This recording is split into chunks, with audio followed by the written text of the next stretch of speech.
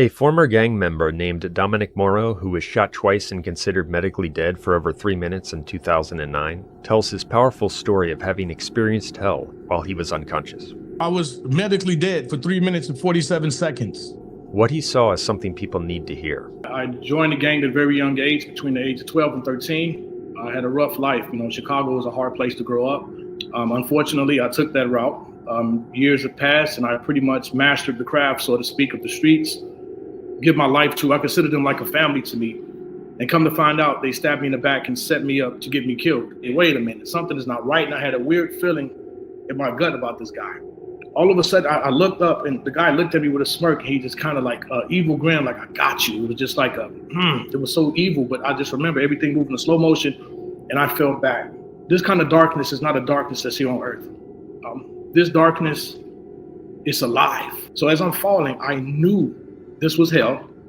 And then I heard the screams of the people. And the first thing I noticed were these demons, things. They're the most grotesque, smelliest, Hollywood can't even get close to how these things look. Dominic says that as he descended into hell, he fell into what was an immense abyss. But the weirdest part was when I fell backwards, I started instantly falling forward. I was falling down face forward as I fell backwards. That was the weirdest part. That's the spiritual aspect of it. But as I'm falling, I don't even know how to measure it. They say the speed of light is 186,000 miles per second. That was faster than that.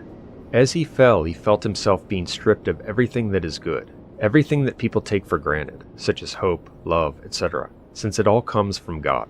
James 1:17, every good gift and every perfect gift is from above, coming down from the Father of lights, with whom there is no variation or shadow due to change. Dominic was stripped of all of it.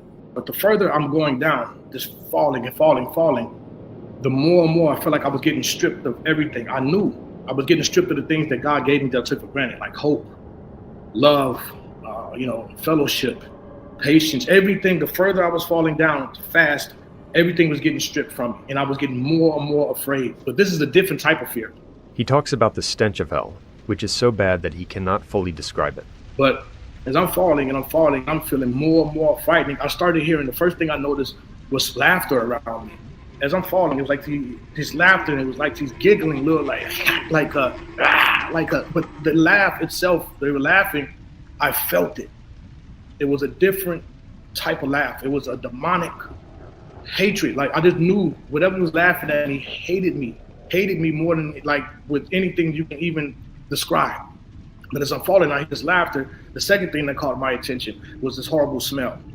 But I smelled this smell, and the smell, I can even just talking about it right now. So I'm sorry if I pause a little bit because a lot of this comes back to me and I still get a little emotional. But the smell alone is so bad, like I can't even describe it. There's nothing you can have 1,000 corpses and dead animals and whatever you want to put into the mush.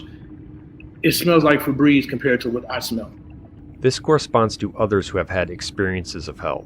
St. Bede the Venerable, a Benedictine monk who lived in the 8th century, wrote about the experience of Drythium, a man who saw hell during a near-death experience around the year 696. Drythium eventually became a monk, but he described hell as having, quote, a stench foul beyond compare, end quote. So as I'm falling, then I noticed a little light, and it was so small, it was a pinpoint of light.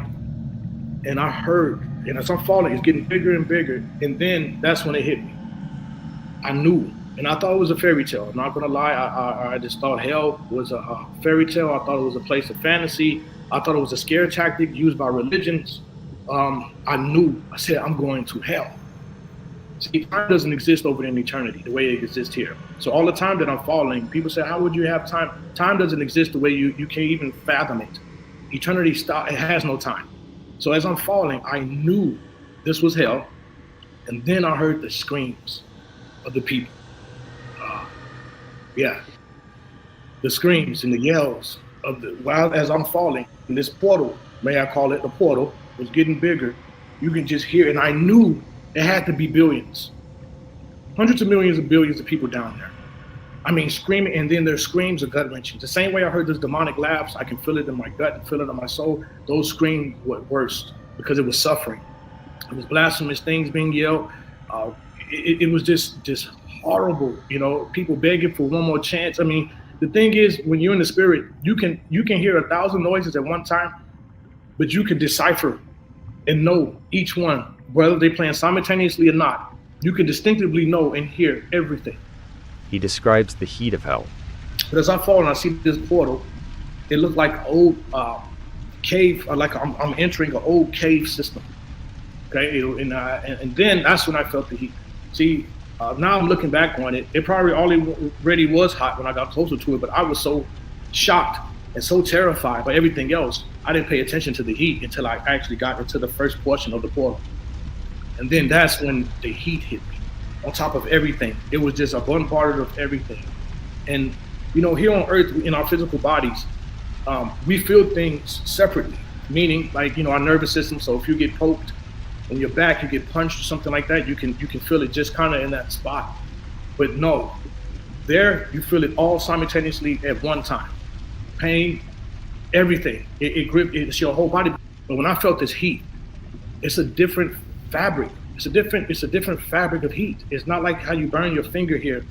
It's a spiritual component to it, because it's beyond. It's beyond. I mean, just say if I wanted to put it on a temperature scale, I would say 12,000 degrees. But as I'm falling and I enter this portal and I feel the heat, I'm hearing the yells. It's like just overwhelming. And at this time, by the time I got to the bottom, I just knew I was in hell, and I knew I was going to hell. But once I passed the portal, all I remember is when I hit the bottom. I didn't feel anything when I first hit. So I'm trying to think, I was asking, was it the Lord that softened the blow when I first hit? But when I fell and I raised my eyes, it felt like I had no strength. I felt like I hadn't eaten for like months. I couldn't breathe. It was horrible. Just a feeling of just nothing. And then, but the only thing that kept coming to my mind was, and I know the Lord did this purposely, was thinking of everything that I took for granted. Movement, a drink of water, just to have the ability to move my arms just freely, the ability to breathe, all the things that we take for granted. It was going through my mind. I knew it came from God. I just, like, and I knew I took it for granted. Acts 17:24-25. The God who made the world and everything in it, he himself gives to all mankind life and breath and everything. And there, first thing is I look over. See, it was dark, but I'm trying to, wonder if the Lord was making me be able to see. But the flames itself were emitting so high from these pews, like these vents from the rocks. His statement that flames burst high in hell corresponds to various visions of hell. For instance, Drythium, who saw hell, stated, quote, "As those same billows of fire without pause at one time flew up, and at another time fell back into the bottom of the abyss, I saw that the summits of all the flames as they ascended were full of the spirits of men. Like sparks flying upward with the smoke, they were sometimes thrown up high, and again when the vapors of the fire fell, they dropped down into the depths below," end quote. The Fatima children were shown a vision of hell by the Blessed Virgin Mary on July 13, 1917, which was followed up by the famous Miracle of Fatima on October 13, 1917. In their vision of hell, they saw, quote, "flames that issued from within themselves, together with great clouds of smoke, now falling back on every side, like sparks in huge fires," end quote. Dominic also describes hell as being a place on earth, but in a different dimension. And that's another thing, too, I want to add. I don't want to move too fast, but one thing I do want to add. For some reason, I knew I was still here on earth. I still knew I wasn't in outer space somewhere. I wasn't under space. I was in a different dimension, but I was still on earth. I knew that. I knew it's here on earth. So the Lord is right. Hell is a place on earth. The scriptures are right. It is here on earth. It's just a different dimension. This also corresponds to the vision of the Fatima children, who saw hell when rays of light seemed to penetrate the earth. Quote, "The rays of light seemed to penetrate the earth, and we saw as it were a sea of fire. Plunged in this fire were demons and souls in human form, like transparent burning embers, all blackened or burnished bronze, floating about in the conflagration," end quote. So as I'm looking around and I'm just already, what I see when the flames, they come up, and then you can see the illumination from the flames. You can see. And the first thing I noticed were these demons, things. They're the most grotesque, smelliest. Hollywood can't even get close to how these things look. They're so deformed. They had legs and twisted arms, but they had a reptilian look, a reptile look to them. and their eyes were glowing yellow. Some of them eyes were red. Some of them were like 13 feet tall. Some of them were this big. They're everywhere, and it's just bugs, there's spiders, and there's just everything. But what really caught my attention was these pits everywhere. And this one demon glanced at me, and he started laughing. But down in the pits were just people. Down in the pits were just people. Okay. Yeah, I mean, just people. But then I thought it was just one pit. As you really look around and the flames illuminate all of the space around, there's, I would say, hundreds of thousands of pits. And then within each pit are thousands of people. Okay, and then around the pits, you have nothing but these grotesque demon reptilian or reptile-like things, making sure they don't crawl out. It was horrible. Hell is no relief. There's nothing. Isaiah 66:24. Their worm will not die, and their fire will not be extinguished. As I'm looking at this one demon, he was about 8 feet tall. He looked at me and laughed. And then all I remember was these thousands of maggots, worms, and they're like thick. They're thick. They're thick as soda cans. Okay, they're not like regular maggots here in this dimension. They are thick and they're big, and they started to chew at my feet. And then once it was a few of them, when I looked down, there was hundreds of them. They started to make a mound around me, up to my knees.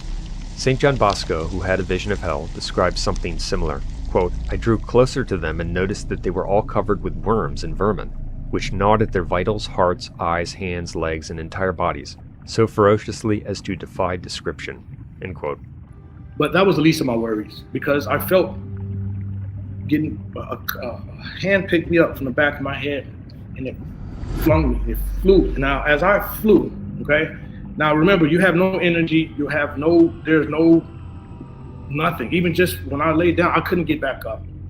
But now I'm realizing, in hindsight, that the Lord was with me, because a lot of these demons, they wanted to attack me. They wanted to rip me apart, and I could just feel the hatred that they have for mankind, the hatred that they have for us. It is beyond anything. It is beyond, and you can feel it's ancient, and you can feel it is powerful. It is power in their hate. It is so powerful. Revelation chapter 12 speaks of the ancient war between St. Michael and the fallen angels, which resulted in those fallen angels, that is the demons, being cast out of heaven. In John 8:44, the Lord Jesus Christ refers to Satan as a murderer from the beginning. Satan was an ancient murderer. 1 John 3:15 connects hatred with murder. Thus, the demons have an ancient hatred for God and mankind. The hatred that they have for mankind, the hatred that they have for us, it is beyond anything. It is beyond, and you can feel it's ancient, and you can feel it is powerful. It is power in their hate. I always try to describe people that the hate that these demonic things, that these demonic beings have for us, it is so powerful. Just the hate alone. If that's how I know there's something holding it back. Even here on earth, when they harass us and terrorize us, there's got to be some kind of shield holding back that hatred, because just the vibration from the hate alone is so powerful.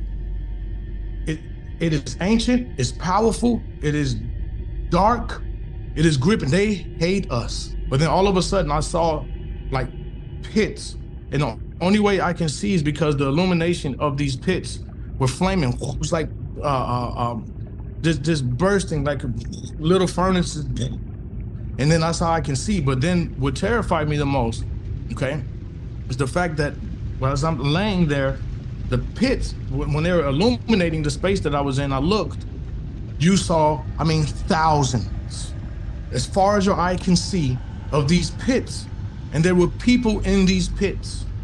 Okay. And that's when I think the Lord showed me it was the whole hell of this section, because hell has sections. I'm going to explain that soon. It has many sections. It was illuminated for me where I can just see everything. And when I tell you the tortures, wow, it is beyond the stretch of your imagination. His statement that hell has sections corresponds to St. John Bosco's vision, in which he saw, quote, instantly 1,000 inner portals opened with a deafening clamor, end quote. One thing that I noticed when you're in hell and when you're eternally in a spirit body, you can look at a person inside hell and you know why they're there.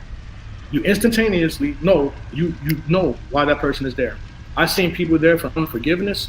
I've seen people there who thought they would, the best in the church saying, why did you do this to me? I've seen pastors there. I've seen even some preteens in hell. I've seen a lot of people who think they're doing the right thing, but they're no. Like, for example, the first lady who I saw getting tortured, and I already knew why she was there. She was there because not only was she a gossiper, she was gossiping about people. She got many people life turned because of her tongue, and she was an alcoholic. Concerning gossips and slanderers, Exodus 23:1 states, "You shall not spread a false report.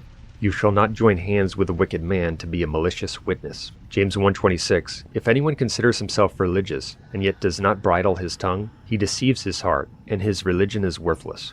Concerning drunkards and others who die in the state of mortal sin, 1 Corinthians 6 says, quote, "Or do you not know that the unrighteous will not inherit the kingdom of God? Do not be deceived. Neither fornicators, nor idolaters, nor adulterers, nor men who practice homosexuality, nor thieves, nor the greedy, nor drunkards, nor revilers, nor swindlers will enter the kingdom of God." End quote. This is divine revelation. Dominic also describes seeing the fornicators, and those who look at pornography, those who masturbate, commit adultery, and other sexual sins, flowing through the lake of fire in hell. And I'm starting to, there was a theme in hell I started to notice, because people commit a lot of sins on a wide spectrum. But the one that sticks out the most is the one that's going to rectify, that you're going to get inside hell. So they say, a person who is promiscuous, and that's another one. I'm going to keep it not explicit, but I saw a young lady in hell. All I can say is that she was very promiscuous when she was here on this earth, and they were torturing her in ways that you can't even imagine. The biggest sins that you have, because like I said, everybody sins on different spectrums and think it's nothing. It doesn't. No, everything counts. Everything counts. And it's not God, our Father, up there taking a list of you. It also says in the Bible that the flesh will testify against itself. So people, that is real. Your flesh testifies against you. Your flesh, you desires. That's why he always tells us to get away from pleasing our own flesh, because we're going to put ourselves there. The Lord cries, the Lord heart aches for us, every one of us that go to hell. He does not want that.